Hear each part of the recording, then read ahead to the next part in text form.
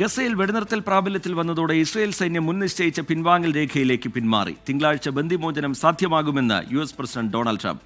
നാളെ ട്രംപ് പശ്ചിമേഷ്യയിലേക്ക് പോകും. ആയിരക്കണക്കിന് പേർ തെക്കൻ ഗസയിൽ നിന്നും വടക്കൻ ഗസയിലേക്കുള്ള യാത്രയിലാണ്.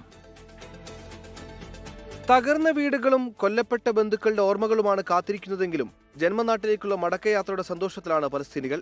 വെടിനിർത്തൽ പ്രാബല്യത്തിൽ വന്നതോടെ ഇസ്രായേൽ സൈന്യം മുൻ നിശ്ചയിക്കപ്പെട്ട പിൻവാങ്ങൽ രേഖയിലേക്ക് പിന്മാറി. ബന്ദിമോചനത്തിനായുള്ള 72 മണിക്കൂർ സമയപരിധി ആരംഭിച്ചു.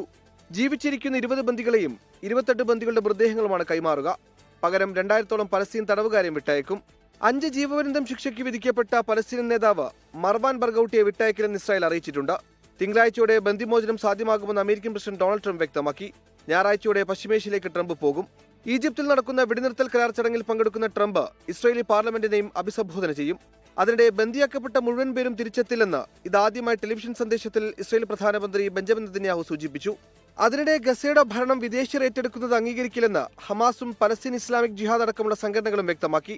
മാനുഷിക സഹായം വഹിച്ചുകൊണ്ടുള്ള 6000 ട്രക്കുകൾക്ക് പ്രവേശിക്കുന്നതിനായി ഗസയിലേക്കുള്ള എല്ലാ വഴികളും തുറക്കണമെന്ന് UN ഫോർ പലസ്തീൻ റെഫ്യൂജീസ് ആവശ്യപ്പെട്ടു.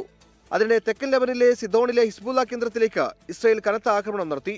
International desk 24.